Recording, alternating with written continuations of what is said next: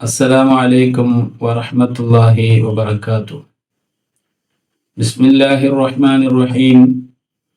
الحمد لله رب العالمين. الصلاة والسلام على سيدنا محمد وعلى آله وصحبه أجمعين. أما بعد فأوصيكم وإياي بتقوى الله. പ്രിയപ്പെട്ട മുഅ്മിനീങ്ങളെ, ജാമിയ വഹബിയ അറബിയയുടെ വജ്ര ജൂബിലിയോടനുബന്ധിച്ച് നടത്തപ്പെടുന്ന 60 പ്രഭാഷണങ്ങളിൽ ഇസ്ലാം വിശ്വാസത്തിന്റെ യുക്തിഭദ്രത എന്ന പരമ്പരയിലെ 20ാമത്തെ വിഷയമാണിന്ന്. മുസ്ലിങ്ങളായ നമ്മെ സംബന്ധിച്ചിടത്തോളം നമ്മുടെ മതവിശ്വാസം സംരക്ഷിക്കൽ നമുക്ക് നിർബന്ധമാണ്.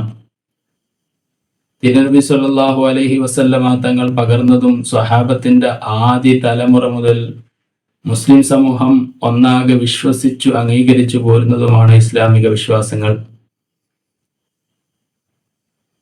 നിസ്കാരത്തിൽ നമ്മോട് ആവർത്തിച്ച് പറയാൻ നിർദ്ദേശിക്കപ്പെട്ട ഇഹ്ദിനസ് സിറാത്തുൽ മുസ്തഖീം എന്ന പ്രാർത്ഥനയിലൂടെ നമ്മുടെ ജീവിത ലക്ഷ്യമായ ശരിയായ വിശ്വാസത്തിലും ശരിയായ വഴിയിലും ഉറപ്പിച്ചു നിർത്താൻ അള്ളാഹുവിനോട് അപേക്ഷിക്കുന്ന അടിസ്ഥാന പ്രാർത്ഥന നിർവഹിക്കുകയാണ് നാം. വിശ്വാസ കാര്യങ്ങളിൽ ഭിന്ന വീക്ഷണങ്ങൾ ഉണ്ടാകാൻ പാടില്ല. ഏകോപിത നിലപാടാണ് ഉണ്ടാകേണ്ടത്. ഈ ഏകോപിത നിലപാടുള്ളവരെയാണ് സുന്നികൾ, അഹ്ലുസുന്നത്തി വൽ ജമാഅ, അശ്അരികൾ എന്നൊക്കെ വിളിക്കുന്നതെന്ന് മുൻ പ്രഭാഷണങ്ങളിൽ നിന്ന് നാം മനസ്സിലാക്കി. എന്നാൽ മുസ്ലിം സമൂഹത്തിന്റെ ഈ ഏകോപിത നിലപാടിൽ നിന്ന് തെന്നിമാറി പല കാലങ്ങളിലും പുതിയ വിശ്വാസങ്ങൾ പ്രചരിപ്പിച്ചവർ ഉണ്ടായിട്ടുണ്ട്. അവർ മുസ്ലിം മുഖ്യധാരയും പണ്ഡിതരും ശക്തമായി എതിർത്ത് പോന്നിട്ടുണ്ട്. വിശ്വാസ കാര്യങ്ങളിൽ ഭിന്നത ഉണ്ടാകുമെന്ന് നബി സല്ലല്ലാഹു അലൈഹി വസല്ലമ തങ്ങൾ മുന്നറിയിപ്പ് നൽകിയതാണ്. മുൻ സമുദായങ്ങളെ പോലെ മുസ്ലിം സമൂഹവും പല വിഭാഗങ്ങളായി വിഭജിക്കപ്പെടും. എന്നാൽ അവയിൽ ഒരു വിഭാഗം മാത്രം ശരിയായ വഴിയിലായിരിക്കുമെന്നും ഞാനും എൻ്റെ സ്വഹാബികളുമുള്ള വഴിയിൽ നിൽക്കുന്നവർ എന്നുമാണ് നബി സല്ലല്ലാഹു അലൈഹി വസല്ലമ തങ്ങൾ ഇവരെ കുറിച്ച് പറഞ്ഞത്.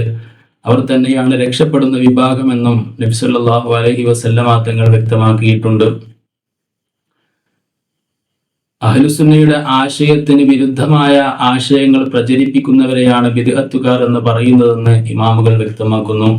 ഇമാം ഇബ്നു ഹജറിൽ ഹൈതമി റഹ്മത്തുള്ളാഹി അലൈഹി തുഹ്ഫയിൽ പറയുന്നു, നബി സല്ലല്ലാഹു അലൈഹി വസല്ലമ തങ്ങൾ മുതൽ പരമ്പരാഗതമായി വന്ന വിശ്വാസങ്ങൾക്ക് വിരുദ്ധമായി വിശ്വസിക്കുന്നവനാണ് പുത്തൻ വിശ്വാസി. ഇമാം ഹാക്കിം റഹ്മത്തുള്ളാഹി അലൈഹി അവിടുത്തെ മുസ്തദറക്കിൽ നിവേദനം ചെയ്യുന്ന ഹദീസിൽ കാണാം, നമസ്കാരം, ജുമുഅ, റമദാൻ എന്നിവ കൊണ്ട് പൊറുക്കപ്പെടാത്ത 3 പാപങ്ങളിൽ പെട്ടതാണ് തർക്കുസുന്ന. ഈ തർക്കുസുന്ന കൊണ്ട് ഉദ്ദേശിക്കുന്നത് ബിദ്അത്താണെന്നും അത് മഹാപാപങ്ങളിൽ പെട്ടതാണെന്നും ഇമാം ജലാലുദ്ദീൻ ബുൽക്കീനി റഹിമഹുല്ല വ്യക്തമാക്കിയിട്ടുണ്ട്. അൽ ഖുറൂജു മിനൽ ജമാഅ, ജമാഅത്തിനോട് എതിരാകൽ ഈ തർക്കുസുന്ന തന്നെ. ആരെങ്കിലും ജമാഅത്തിൽ നിന്ന് ഒരു ചാണെങ്കിലും വേർപെട്ടാൽ അവർ ഇസ്ലാമിന്റെ താലിയെ തന്റെ കഴുത്തിൽ നിന്ന് അഴിച്ചു കളഞ്ഞവനായി എന്ന് നബി സല്ലല്ലാഹു അലൈഹി വസല്ലമ തങ്ങൾ പറഞ്ഞിട്ടുണ്ട്. പിൽക്കാലത്ത് ഇൽമുൽ കലാം വികസിച്ചതിന് ശേഷം അഹ്ലുസുന്നയുടെ ഇമാമുകളായ അബുൽ ഹസൻ അൽ അശ്അരിയും ഇമാം അബു മൻസൂരിനിൽ മാതുരിദി റഹ്മത്തുള്ളാഹി അലൈഹിയും ക്രോഡീകരിച്ച വിശ്വാസ തത്വങ്ങൾക്ക് വിരുദ്ധമായ വിശ്വാസങ്ങൾ സ്വീകരിക്കുന്നവരാണ് ബിദ്അത്തുകാരെന്ന് വിശേഷിപ്പിച്ചു വരുന്നത്. ഇമാം ഗസാലി റഹ്മത്തുള്ളാഹി അലൈഹിയുടെ അൽ അർബഈൻ എന്ന ഗ്രന്ഥത്തിൽ പറയുന്നത്, ദീനിൽ പെട്ടതാണെന്ന് പരക്കെ അറിയപ്പെട്ട മുജ്മഉൻ അലൈഹിയായ കാര്യത്തെ നിഷേധിച്ചാൽ കുഫ്ർ വരുമെങ്കിൽ, അങ്ങനെ അറിയപ്പെടാത്തതാണെങ്കിലും ഇജ്മാ ഉള്ള കാര്യത്തെ നിഷേധിച്ചാൽ ബിദ്അത്ത് വരുമെന്നാണ്. ഇമാം ഷഹ്റസ്ഥാനിയുടെ അൽ മിലലു വൻ നിഹൽ എന്ന ഗ്രന്ഥത്തിൽ മുഖാലഫത്തുൽ ഇജ്മാഇ ബിദ്അ, ഇജ്മാഇനോട് എതിരാവലാണ് ബിദ്അത്ത് എന്ന് പറഞ്ഞതും ഇതേ അർത്ഥത്തിലാണ്.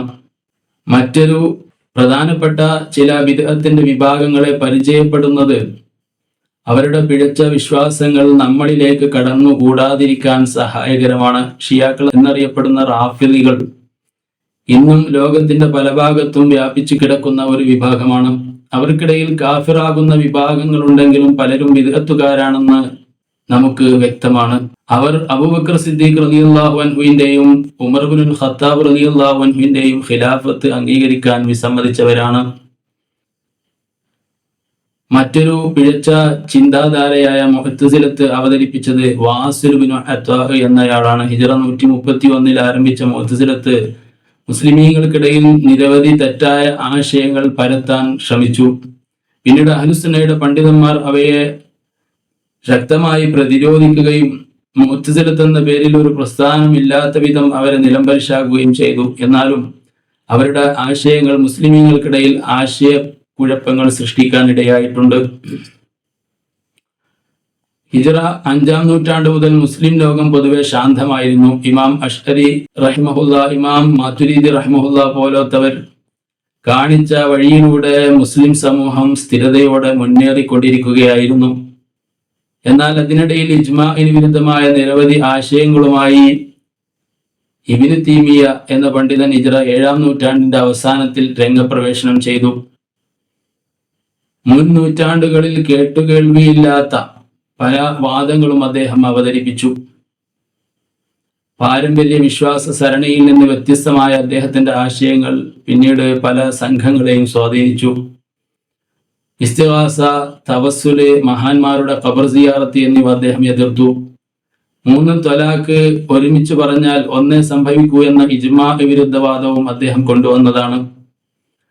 പുത്തൻവാദമായ മുഷബ്ബിഹത്തിന്റെ വാദവും അദ്ദേഹത്തിന്റെ ഗ്രന്ഥങ്ങളിൽ കാണാൻ കഴിയും. അദ്ദേഹത്തിന്റെ ആശയങ്ങൾക്ക് അന്ന് വലിയ പ്രചാരം കിട്ടിയിരുന്നില്ലെങ്കിലും പിന്നീട് ഹിജ്റ 12-ാം നൂറ്റാണ്ടിൽ കടന്നു വന്ന മുഹമ്മദ് ബിൻ അബ്ദുൽ വഹാബ് ഇബ്നു തൈമിയ്യയുടെ പിഴച്ച ആശയങ്ങളെ ശക്തിപ്പെടുത്തി ഒരു ആശയധാര തന്നെ രൂപപ്പെടുത്തി. പാരമ്പര്യ മുസ്ലിമീങ്ങളുടെ മേൽ ബിദ്അത്തും ശിർക്കും ആരോപിച്ച് വഹാബിസം നിലയുറപ്പിച്ചു. ഭരണകൂടത്തിന്റെ സഹായത്തോടെ ഇബ്നു അബ്ദുൽ വഹാബ് തന്റെ ആശയ പ്രചരണത്തിൽ വിജയം നേടിയതുകൊണ്ടാണ് വഹാബിസം എന്ന പേര് പിൽക്കാലത്ത് തീമിയൻ സിദ്ധാന്തങ്ങളിൽ പ്രസിദ്ധപ്പെട്ടത്. ഇത്തരത്തിൽ കഴിഞ്ഞുപോയ പിഴച്ച സംഘങ്ങളെയും ആശയങ്ങളെയും പേര് നടക്കുന്നവർ നമുക്ക് ചുറ്റുമുണ്ട്. അവരെ നാം സൂക്ഷിക്കണം. ഇന്ന് കേരളത്തിൽ കാണുന്ന മുജാഹിദ്, ജമാഅത്തെ ഇസ്ലാമി തുടങ്ങിയ പ്രസ്ഥാനങ്ങളിലും ഇബ്നു തൈമിയ്യയുടെയും ഇബ്നു അബ്ദുൽ വഹാബിന്റെയും ആശയങ്ങൾ കടന്നുകൂടിയിട്ടുണ്ട്. പാരമ്പര്യ മുസ്ലിങ്ങൾ അനുഷ്ഠിച്ചു വരുന്ന നല്ല ആചാരങ്ങളെയും വഴക്കങ്ങളെയും നബി സല്ലല്ലാഹു അലൈഹി വസല്ലമ തങ്ങളുടെ കാലത്തില്ലാത്തതെന്ന് പറഞ്ഞ് അനാചാരമെന്നും നരകത്തിലേക്ക് നയിക്കുന്നതെന്നും മുദ്ര കുത്തുന്ന പ്രവണത ബിദ്അത്തിന്റെ കക്ഷികളിൽ പരക്കെ കണ്ടുവരുന്നുണ്ട്. അതിനാൽ ബിദ്അത്തിനെ വസ്തുനിഷ്ഠമായി നമുക്ക് മനസ്സിലാക്കണം. സുന്നത്തിന്റെ വിപരീതമായ വിശ്വാസപരമായ ബിദ്അത്ത് അതീവ അപകടകരമായതും ഹദീസുകളിൽ ശക്തമായി താക്കീത് നൽകിയതുമാണ്. എന്നാൽ കർമ്മപരമായ ബിദ്അത്ത് എന്ന ഒരു ഇനമുണ്ട്. അതിൽ 5 വിധികളും വരാം. ചിലപ്പോൾ ബിദ്അത്ത് ഹറാമോ കറാഹത്തോ ആകും. അപ്പോൾ ബിദ്അത്ത് സയ്യിഅത്ത് എന്ന് പറയും. അവകൾ ഉപേക്ഷിക്കേണ്ടതാണ്. മറ്റു ചിലപ്പോൾ വാജിബോ സുന്നത്തോ ആകും. അപ്പോൾ ബിദ്അത്ത് ഹസനത്താകും. മറ്റു ചിലപ്പോൾ മുബാഹാകും. അപ്പോൾ ബിദ്അത്ത് മുബാഹത്താകും. ആകയാൽ കുല്ല ബിദ്അത്തിൻ ദലാല എന്ന ഹദീസിന്റെ അർത്ഥം വിശ്വാസപരമായ എല്ലാ ബിദ്അത്തും വഴികേടാണ് എന്നാണ്. എല്ലാ വഴികേടും നരകത്തിലേക്കാണെന്നുമാണ്. ഇതെല്ലാം വിശ്വാസപരമായ ബിദ്അത്തിനെ കുറിച്ചാണെന്നും കർമ്മപരമായ ബിദ്അത്തിനെ കുറിച്ചല്ലെന്നും ഇമാം ഇബ്നു ഹജറിനിൽ അസ്ഖലാനി റഹിമഹുല്ല വിശദീകരിച്ചിട്ടുണ്ട്.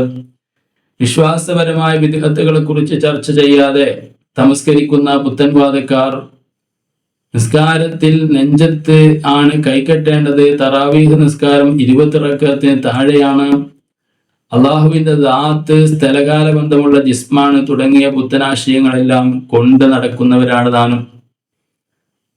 മദ്ഹബുകളുടെ ഇമാമുകൾ തമ്മിലുള്ള ഭിന്നത ശാഖാപരമായ കാര്യങ്ങളിലാണ്. അത് അനുവദനീയമാണ്. അവയിൽ ബിദ്അത്ത് വരില്ല എന്ന അടിസ്ഥാന കാര്യങ്ങളെ പോലും പാമര ജനങ്ങൾക്ക് പറഞ്ഞു കൊടുക്കാതെ 4 മദ്ഹബിനും യോജിക്കാത്ത പുതിയ കർമ്മ നിയമങ്ങൾ നേരിട്ട് ഖുർആനിൽ നിന്നും ഹദീസിൽ നിന്നും ഗവേഷണം ചെയ്ത് കണ്ടെത്തുകയും ജനങ്ങളെ വഴിപിഴപ്പിക്കുകയുമാണ് ആധുനിക വഹാബികൾ ചെയ്തുകൊണ്ടിരിക്കുന്നത്.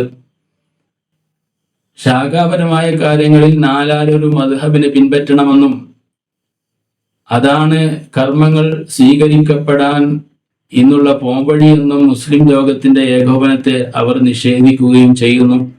വാസ്തവത്തിൽ കർമ്മപരമായ കാര്യങ്ങളിൽ നിരവധി നല്ല ആചാരങ്ങൾ പഴയ കാലം മുതലേ സമൂഹത്തിൽ സ്ഥിരപ്പെട്ടതാണ്. ദീനിന്റെ പ്രമാണങ്ങളോട് യോജിക്കുന്ന പുതിയ കാര്യങ്ങൾ പുണ്യാർഹമാണെന്ന് മൻ സന്ന ഫിൽ ഇസ്ലാമി സുന്നത്തൻ ഹസനത്തൻ എന്ന് തുടങ്ങുന്ന ഹദീസിനാൽ തന്നെ തെളിവ് പിടിക്കാൻ പറ്റുന്നതാണ്.